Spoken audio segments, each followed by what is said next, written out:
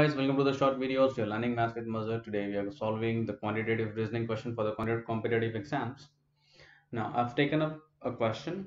A, B, C are positive numbers. Quantity A, they said that it's a product of three numbers, and quantity B is the sum of the three numbers.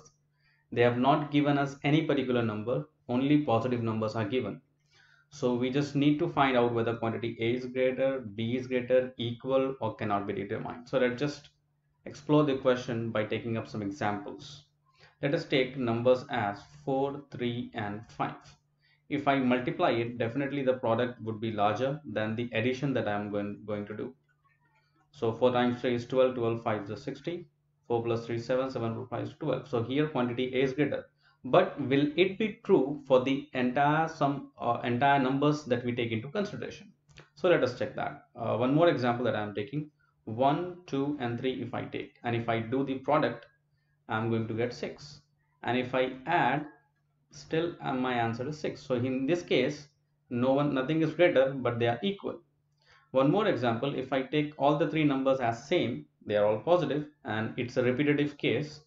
My product is 1, but here I'm getting answer 3, which means B is greater. So we are getting all the three different answers. There is no specific answer. So it means the answer should be relationship cannot be determined. And that is how you're going to solve the quantitative reasoning aptitude questions, remember. Moving on to next aptitude question that we have, quantity A is given in terms of this exponential question that we have. So what we do is, what is the maximum number or the number which is common from the entire quantity A and B that you can do, that is 4 raised to 10 can be taken.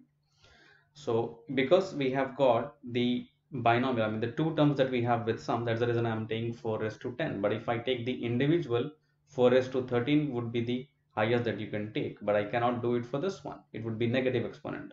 So that's the reason we have to divide this question with 4 raised to 10 on the both sides for quantity B as well as for quantity A. And if I do that, what I'm going to get?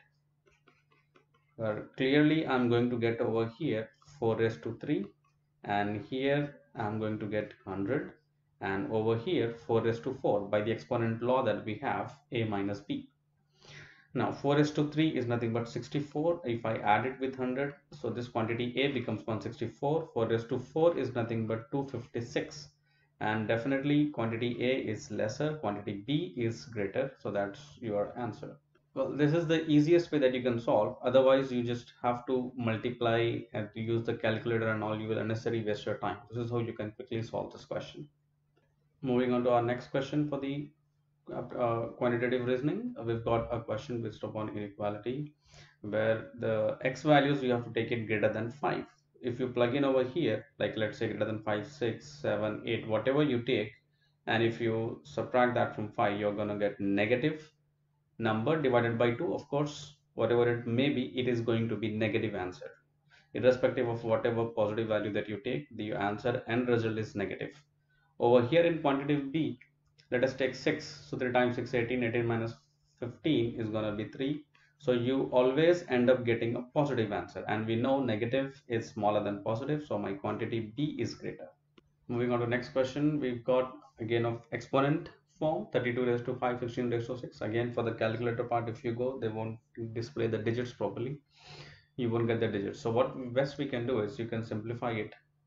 32 raised to 5 as a product of 2. You can get 2 raised to 5 raised to 5. Okay, and this one 16 can be done with 2 raised to 4.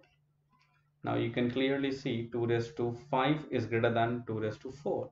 But check the outside exponent also, which one is this one. So 5 times 5, 25, and this you will get 24. Clearly A is greater than B in this particular question.